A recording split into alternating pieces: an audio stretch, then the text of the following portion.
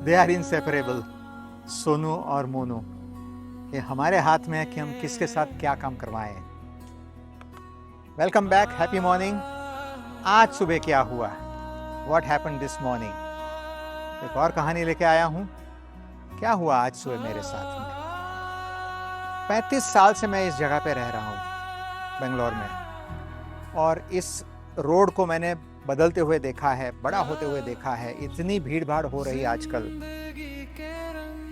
तो आज सुबह जब मैं जा रहा था अपनी सब्जियां खरीदने के लिए, तो एक यंग मैन अपने बैकपैक लेकर के बड़ा परेशान सा लग रहा था, सामने से आ रहा है और मुझे पूछा, सर यहाँ कोई टॉयलेट है? 35 years I had never come across somebody asking this question. ये सवाल मुझे पहली बार किसी ने पूछा। मेरा ध्यान गया कि यार मैंने तो ध्यान ही नहीं दिया इसके ऊपर। मैं बोला सॉरी, मेरा तो घर यहीं पे है तो मुझे तो ज़रूरत भी नहीं थी ना। सॉरी, मेरे ध्यान में तो नहीं है। बेचारा घबराया था, थोड़ा सा टेंशन में रहा होगा, प्रेशर होगा, तो किसी और को देखने लग गया, पूछने लगा। लेकिन मेरा दिमाग चलने लगा। फिर मैंने बोला यार ढूंढना तो पड़ेगा। ये बात सही है कि लोगों को ज़रूरत पड़ती है। और मेरे ध्यान में आ गया कि जब हम देहरादून गए थे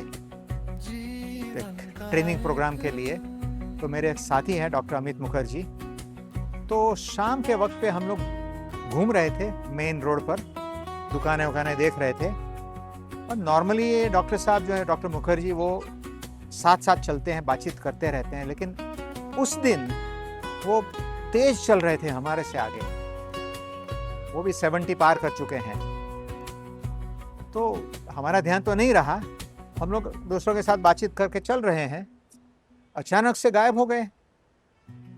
अब हमने देखा ये कहाँ गए भाई, हमसे आगे चल रहे थे, देखा कहाँ, तो बाजू में देखा तो राइट में तो एक होटल थी। अब होटल में क्यों गए, अगर जाएंगे तो हमें बुलाएंगे ना।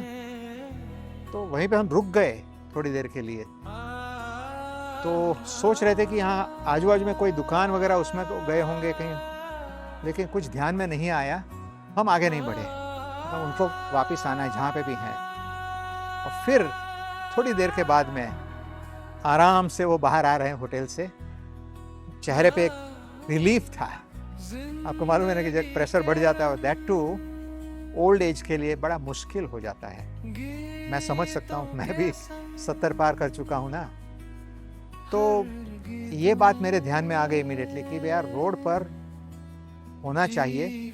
गवर्नमेंट ने हमारे इंडिया में ये बिल्कुल कहा है कि हाईवेज जो होते हैं वहाँ पे किसी भी पेट्रोल बंक पर ये ज़रूरी है, एक मैंडेटरी है उनके लिए कि टॉयलेट्स हों, ताकि कोई भी चाहे पेट्रोल वगैरह भरवाए ना भरवाए, लेकिन आ करके रुक करके अपने आप को रिलीव कर सकते हैं। लेकिन इतनी भीड़ भाड़ वाले जगह पे तो मैंने सोचा इसको तो ढूंढना चाहिए मुझे।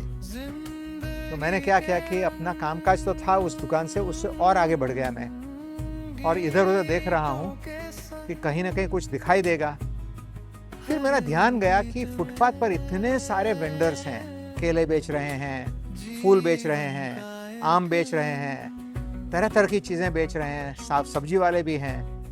वो कम से कम 6-7 घंटे तो बैठते होंगे। तो ये लोग कहाँ जाते होंगे? तो मैंने एक भाई साहब से जाके पूछा, भैया यहाँ पे कोई जगह है? तो हाँ है सर। मैं सरप्राइज हो गया। फिर लगा कि शायद वो तो रोज यूज करते होंगे तो उनको मालूम है ही है। मैंने कहाँ है, कहाँ, मुझे तो बताइए। तो सर इधर कोने पर, आप जहाँ से आ रहे हो ना उससे सामने की ओर देखिए, ऑन द कॉर्नर। भाई साहब, मैं उस रोड पर रोज या कई बार आता जाता रहता हूँ, मेरा ध्यान नहीं गया था, तो मेरी ज़रूरत नहीं थी शायद। लेकिन अब जब उन्होंने कहा तो मैंने बोला कि मैं जाके देखता हूँ। तो जैसे मैं निकल रहा था तो उन्होंने बोला, सर मैं आपको जानता हूँ। ये तो बोनस हो गया मेरे लिए। आप मुझे कैसे जानते हो? मैं तो यहाँ तक आता नहीं हूँ सब्जी वगैरह खरीदने के लिए, और आप सब्जी बेच नहीं रहे हो। आप तो ये जो एक जगह बनाई है उन्होंने, कि कार वगैरह आती हैं तो उनको पार्किंग मिल जाए, तो उसकी देखभाल कर रहे हैं। तो बोले नहीं सर, मैं तो आपको उन दिनों से जानता हूँ जो आपका पुराना घर हुआ करता था, फिर आपने उसको तोड़ करके एक नया बड़ा वाला मकान बनवाया है। बोला भाई ये तो स्पाइंग कर रहा है क्या मेरे लिए, मेरे ऊपर?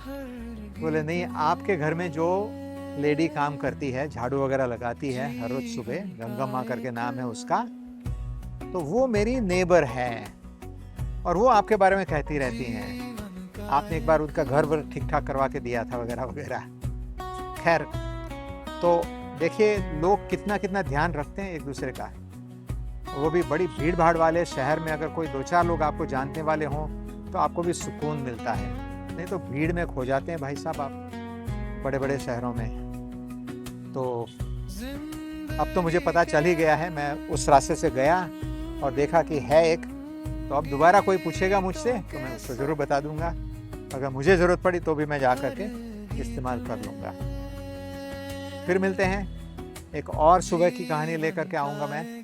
तब तक आप भी सोचिए, अगर आप मोनू साहब के साथ रहना पसंद करते हैं तो बड़ा अच्छा रहेगा आपके लिए। और सोनू साहब रहेंगे, लेकिन देखिए मेडिटेशन या सेल्फ अवेयरनेस, या हम जिसको कहते हैं कि remaining aware about what is happening to you, तो ये बात सीखनी चाहिए मोनू साहब के साथ। बहुत बहुत धन्यवाद।